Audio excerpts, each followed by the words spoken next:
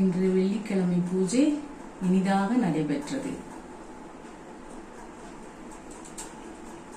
5 கரம் தனை யானை முகத்தினை இந்தின் இளம் திரை போலும் எயிற்றினை நந்தி மகந்தனை ஞான கொழுந்தினை குந்தியில் வைத்து அடி போற்றுகின்றேனே. தரும் கல்வி தரும் ஒரு நாளும் தளர்வறியா மனம் தரும் தெய்வ வடிவம் தரும் நெஞ்சில் வஞ்சமில்லா இனம் தரும் நல்லனையெல்லாம் தரும் அன்பர் என்பர்க்கே கனம் தரும் பூங்குழலாள் அபிராமி கடை கண்களே.